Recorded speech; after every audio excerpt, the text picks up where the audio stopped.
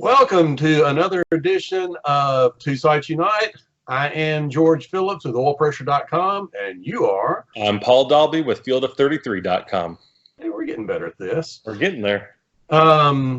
I think as you pointed out on your post the other day that we actually did try one of these in July, and it did not go well. I'm not sure that you it was a great podcast or a great video. It was. We discussed a lot of things. We kind of we learned to condense things, but Best there were one we've ever done. technical difficulties. It must have been a bad night for Wi-Fi because there was a lot of frozen frames and poor audio and lips not moving with the sound, and it was unwatchable. So I just trashed it. So Not good. anyway, so we are going to so instead of one take only, this is second take on this one. So that was a couple of weeks ago. So anyway, we're doing this now. First thing we all do is just touch on some of the racing that took place in July. We're not going to do it race by race, but I think we saw a lot of momentum surges and then losses and then everything. Seemed like after Iowa, Newgarden was considered the great young thing, the great new thing. And Iowa was that after or before? It was after Toronto, wasn't it? Yes. I think. Okay.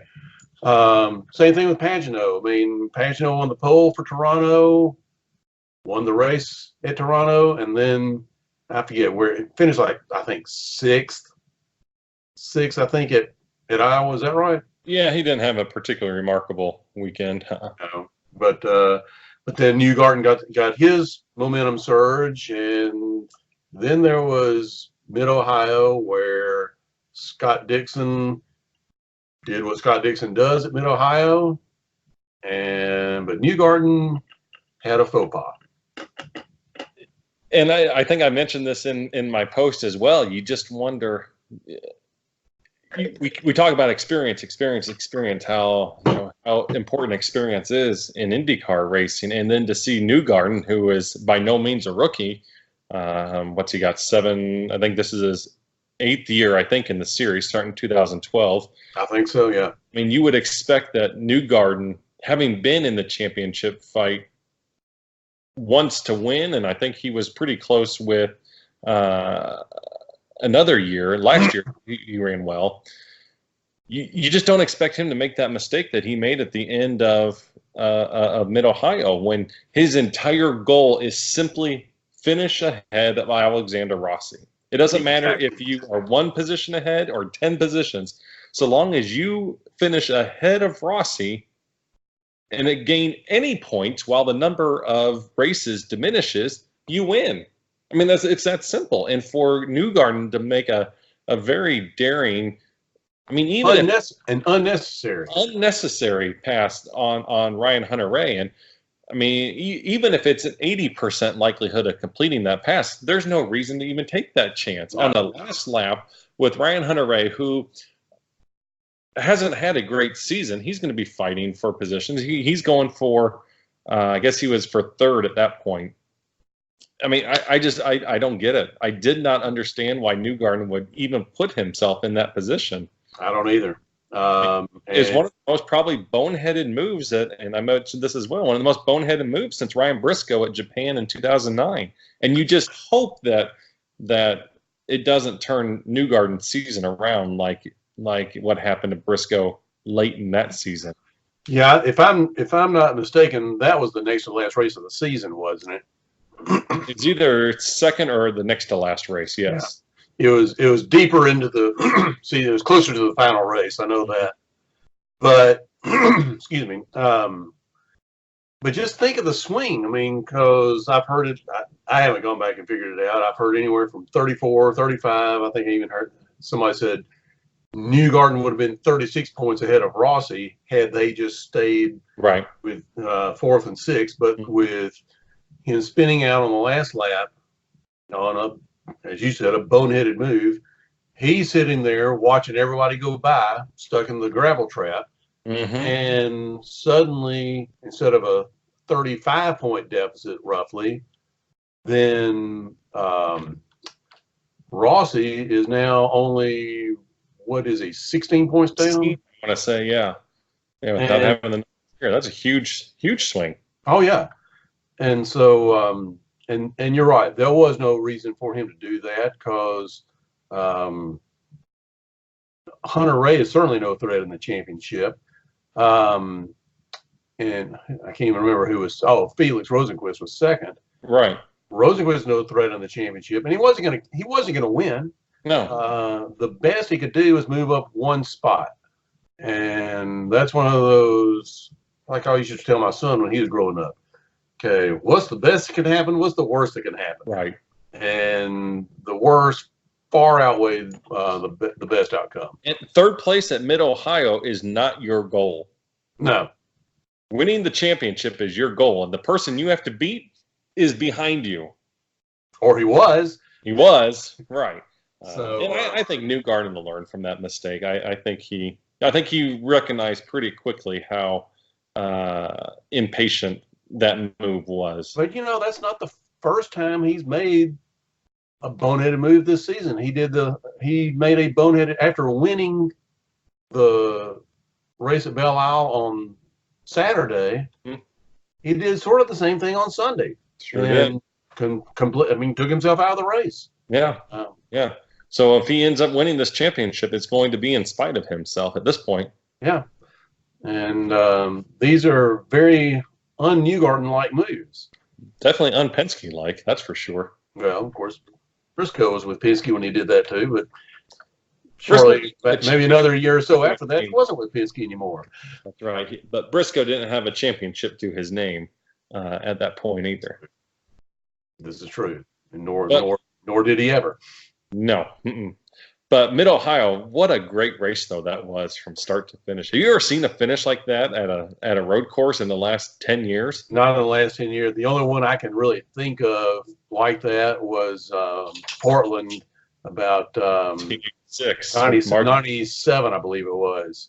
With the Pac West guys, yeah. Yes. Was it Brundle? Martin Brundle? No, Mark Blundell. Mark Blundell. Always got those two confused. Mark Blundell and DeFerrin and who else? Mauricio Gugelmin, wasn't he? Yes. Yeah, the two Pac West guys. Yep. And DeFerrin. Yeah. So, but I just never thought I'd see the day where Scott Dixon would be holding up a line of lapped cars to win at Mid Ohio. I just kept waiting for his tires to get to that point because with Rossi wasn't able to do it earlier in the race, Power wasn't able to do it in the race, and even with Dixon having a huge lead and babying his tires, you just thought he wasn't going to be able to go that long on the red tires. And finally, you could see it fall off that cliff, and Hunter Ray was back in third, and I think he was about 12 seconds back with 8 laps to go, but he was gaining 1.5 to 2 seconds every lap. And you could just see it coming. And, I just wish that Marco and that train, and Marco and Sato, and I forget who else was in that train. I know those two were there. If they could have gotten by Dixon, it would have been a sensational last lap. Rosenquist would have had more opportunities to take that shot. I thought Rosenquist also was a premature move on his part, trying to pass in the keyhole. Yeah, he should have done that going into turn 4. Yeah, I think if he had a little bit more experience, I think he would have set him up through the keyhole, and I think he would have fairly easily had him going into turn 4. Or is it 4 or 5 down there at the end of the back? Whatever it is, at the end. I think it's turn 4 with the left-hander. No, the right-hander. After the start-finish line or the starting line. Whatever it was. Turn 4 is the left-hander. The best passing zone on the track was right there. Yeah. And I think with a little bit more maturity, he sets that up to not take that was a pretty bold attempt to pass Dixon in the keyhole as well. Not a impossible pass, but not a super high percentage pass when Dixon was on certainly was a wounded vehicle. Yeah. So Rosenquist, I think if he waits, he makes that pass. He still almost made the pass later in the lap a couple times. going through the S's there. He had a good shot to make that happen, but just I thought it was a fantastic race from start to end. I did too, and I am glad to see Rosenquist finally living up to his preseason hype. Right. Because there was a time, probably back in May, early June, when rumors were swirling that Chip was tired of him crashing cars. Chip doesn't like paying a whole lot of crash damage. No, and so I'm glad to see him solidifying his position there. But you have to think that this would be one of the courses that he would excel at. This is a very European style course. This one, I think Portland, I think he'll do very well at as well. Very rolling, not rolling in terms of elevation, but very kind of mostly slower, long corners. I shouldn't say slower. There's a lot of fast speeds. Portland's a weird track. It's almost like the infield at Indianapolis, the road course at Indianapolis, because you got some long straightaways, right? And then the second half of the course is just real windy. Mm-hmm. Yeah, and with another really long back straight though. Do what?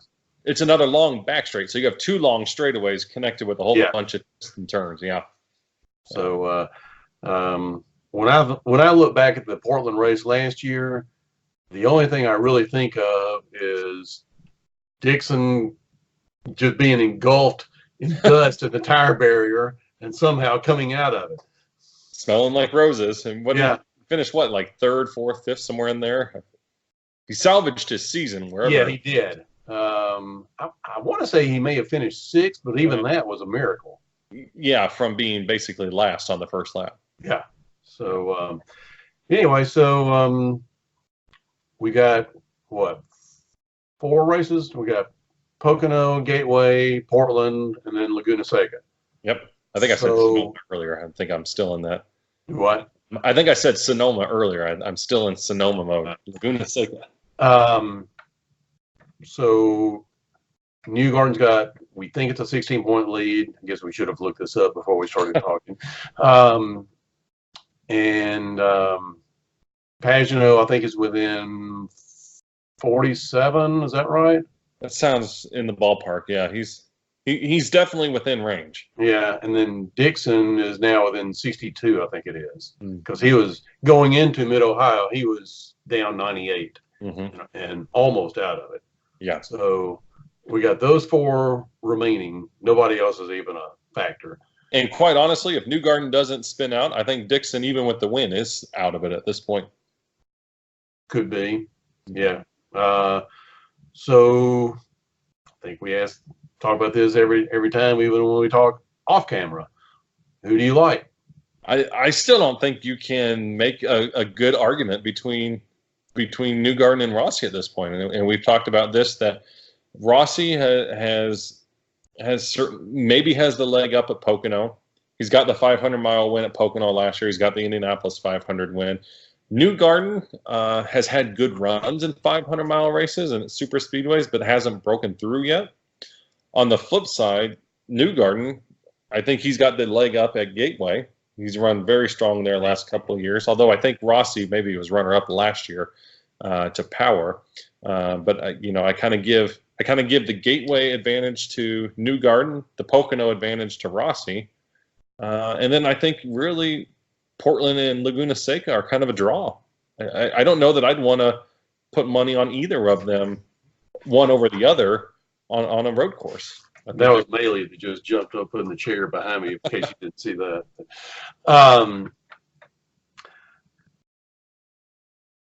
Gut feeling, though. What do you think? Or we can't call it? My gut says Newgarden still.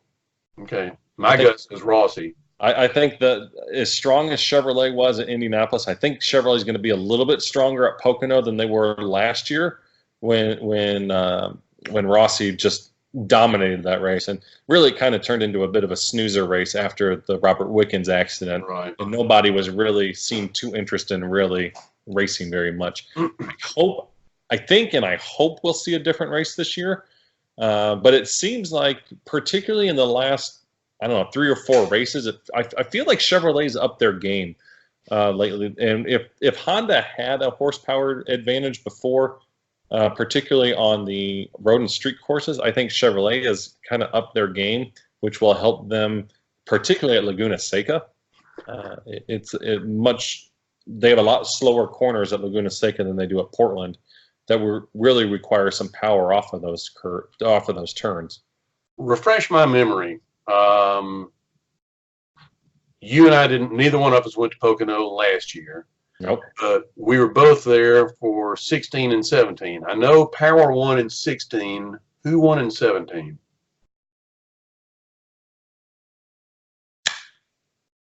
Was it Power again? Boy, I don't know. You've got me now. Was it Pagano? I want to say it was a Penske car. I don't even have my phone or iPad in here to cheat and look it up. So. Well, I do. So you go ahead and you ad lib here, and I'm going to look it up so that we look smart here.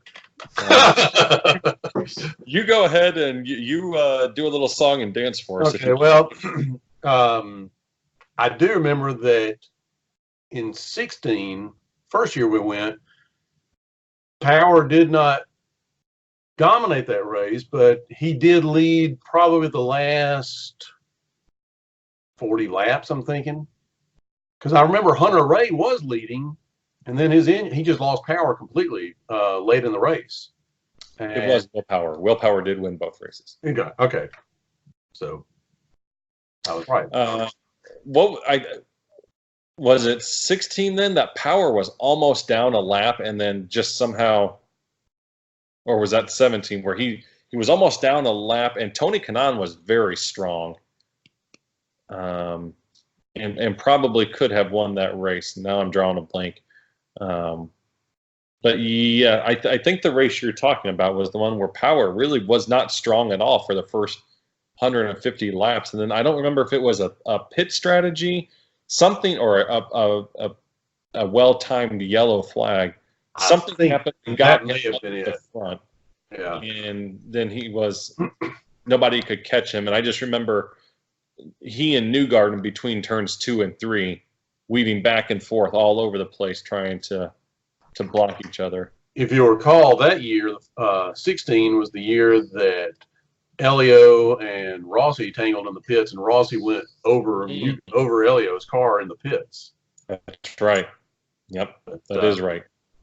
And just speaking of Pocono, we're both going again this year. We are, but we're not road tripping together this year. No, we're taking our spouses this time. We are. So I will be road tripping with Kelly, and you will be flying in luxury class, I'm sure. Yes, and we'll be landing in semi-beautiful Newark, New Jersey.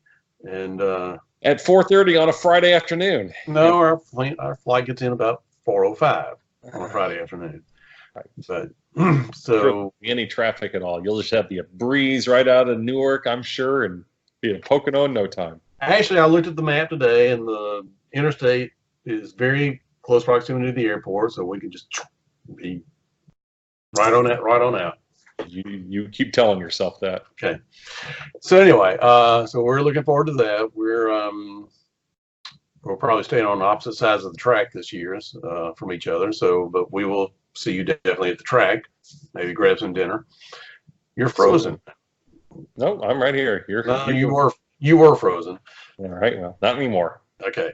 So the big news, now that we've gotten some race reviews and previews and whatnot out of the way, the big news is the introduction. And first of all, the press release just came out of nowhere about IndyCar in 2022 will be going to hybrid technology. Your thoughts? Well, first, absolute surprise. I remember seeing the headline, and it was very similar to when Fernando Alonso was announced at the 500 in 17, where I was busy doing something else, and I saw the headline pop up, and it took me 2 or 3 takes to look at it and say, did I really read that right? Because as you said, it came out of nowhere. Nobody was expecting this. And in fact, Jay Fry or Mark Miles or both, maybe it was when we were at Barber and they had that press conference and they didn't. I think they said at the time that hybrids and electrification were not part of IndyCar's plan going forward at this point, and they reiterated it at that time. And from what it sounds like, and obviously I don't know too well, at least on the inside, but what it sounds like is that Porsche may have walked away from the potential IndyCar deal because IndyCar wasn't going down this route. And now all of a sudden, 3 months later, here we are with hybrids for 22. Yeah, and of course, when I first heard it, the first thing I thought about was, 33 Priuses at the Indianapolis 500. Yes. Yeah, and thoughts of Formula E kept going through my mind, and I just made the face that you just did. It has been explained to me to where I'm a lot more accepting to it. Me being the old curmudgeon, change is bad. But on one hand, I feel like that they have sort of sold their soul. But on the other hand, I understand that they pretty much had to sell their soul. Exactly. But, and also, and I'll be the first to admit, I don't understand hybrid technology. I'm not even a gearhead with internal combustion engines. And as I explained in a post I wrote last week, my only personal experience with any type of hybrid technology is when we rented a car at St. Pete, and by default we were stuck with a Kia Niro, which I'd never even heard of. It was kind of neat, and I did like the fact that when we turned it back in, it was only a $6 gas bill. Right. And I figured it up. We got a little over 60 miles to the gallon that weekend. So I like that. Yeah. But it was not what I would call the car of a driving enthusiast. And that's putting it mildly. So I'm ignorant, I guess, for lack of a better term, so far as hybrid technology goes. The way I understand it, the engines are going to sound the same as they always. The new 2.4 liter will sound the same as it always would have, but this will mainly be assisting the push to pass and also powering the onboard starters that they're going to put on the cars. Right. Which I think the two of us may be the only people on the planet that are opposed to this move, but it's just something about an onboard starter on an Indy car that just does not sit well with me. I don't even like when they show the income when NASCAR starts their races and the drivers just flip the little toggle switch to turn on. I know. It's just something very anticlimactic about that. Yes. They need the starters that are shoved to the rear of the car. Is all of that ABC stock footage going to go to waste now? Where they used to the ones where they showed the clear, bright sun shining, and then all of a sudden when they go to the live shot, it's overcast. Yeah. That. And they were even, some of that footage was so old they even had needle gauges. Again, we're the only ones that probably ever noticed it, though. Surely somebody else out there did. Yeah. So anyway, I'm begrudgingly being dragged into the 21st century. Right. There's still a side of me that would just like to see them race roadsters, but I know that's not going to happen. It's not going to happen either. Engines still aren't going in the front. I know. So I think, and I wrote in my post, to me, in the engine architecture is probably the least interesting thing to me there is. I grew up after you. I mean, you grew up listening to the 4-cylinder offies, and what a great sound those were. I grew up and Novi. I did hear Novi. I grew up with the 2.65 liter turbo. Which is probably the sweetest sound of my It's entire lifetime. pretty hard to beat. But I mean, there was that. There was the Buick engines, the Beast engine, the Mercedes. We suffered through the terrible early IRL years. Oh, that was the worst sound ever.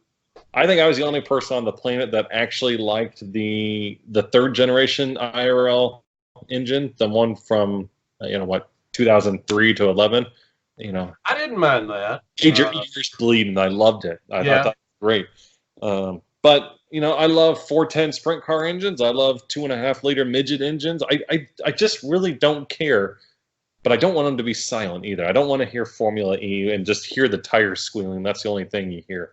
I don't want that at all. But otherwise, I mean, I don't really care. The hybrid technology doesn't excite me from the standpoint of, oh, yay, we're going to make racing clean. We're going to save the planet. I agree. I don't care at all. But if Porsche or Kia or Ford or Audi or Volkswagen or any of these other dozen manufacturers that have been rumored over the years, if it excites one or two of them enough to come in this series, fully on board. Yep, I agree. So, sort of like voting for a candidate you don't like, hold your nose and pull the lever. That's exactly right. So I will watch it. I will listen to it, and these new engines may sound great. We may never hear anything that indicates hybrid, and so I'm going. Unlike the way I usually am, I will be very open-minded on this. Well, we'll see about that. So anyway, we have been talking for about roughly 27 minutes. Sounds like a good time to wrap it up then. Yeah, it does to me too. We've already talked about our upcoming trip to Pocono. Looking forward to that. I still wish, attendance has always been an issue at Pocono. And I still wish that they would have something else besides a few vintage cars to parade around the track during those non-track activity hours. Because unless you're nuts like the two of us that just will drive 1,000 miles to go watch the cars practice for a couple of hours, the casual fan is not going to spend the money to go 2 hours from any real big city just to watch. Let's see, Saturday is what? It's a 1 hour practice, a qualifying session, and another 1 hour practice. Right. That's it. And then spread out from 9, I think it starts at 9 a.m. and goes to 5 p.m.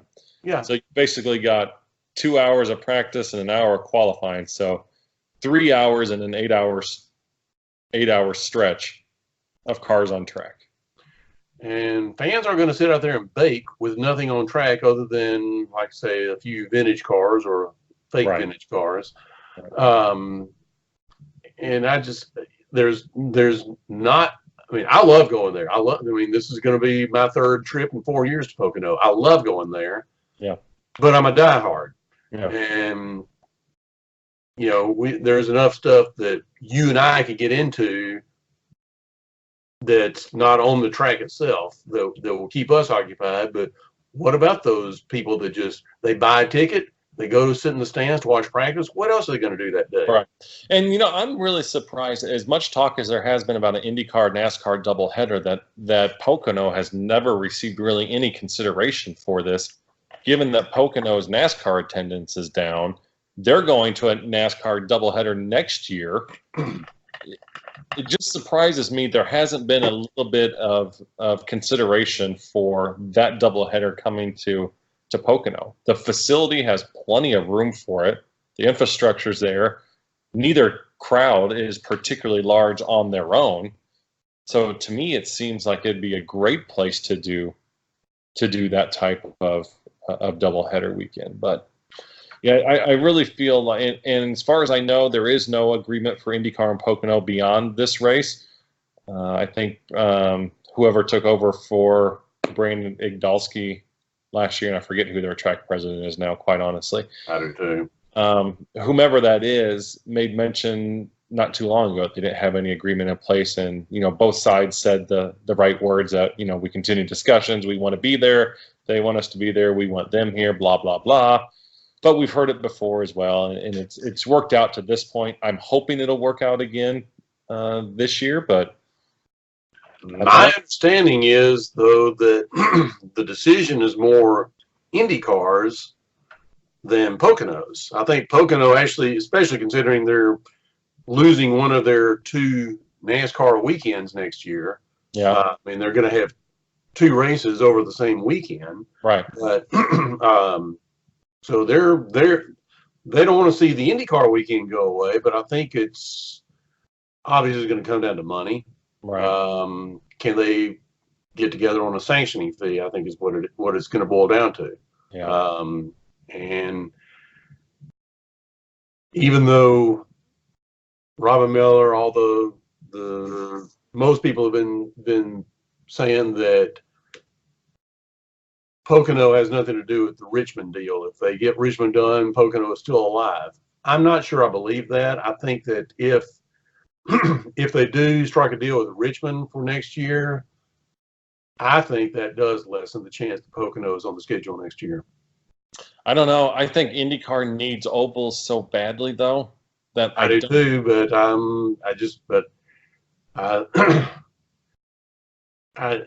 I just feel like that it's going to be up to IndyCar, not Pocono. Well, hopefully IndyCar would not have. I mean, Pocono is such a great historic IndyCar track. Really, it's produced very good racing other than last year. So you hope it was a cautious race and not a symptom of the aero kit. And we see a return to great racing this year. But now this will be my 4th time there. I've always loved going there. I've always thought the racing was fantastic. It's been a good show. Anytime you can put Indy cars on high-speed tracks and watch them go 220 miles an hour, I think that's a great show. It's definitely not a cookie cutter mile and a half D-shaped oval. It has so much character. I think it would be just an absolute shame for IndyCar to walk away from Pocono again. I agree. They've gone for what, 24 years, I think. Doing math here, not what was it? 88 was the last year. 89. 89 to what? 13 was the first year they came back. Yeah. Yeah. So whatever that could figure. 24 years.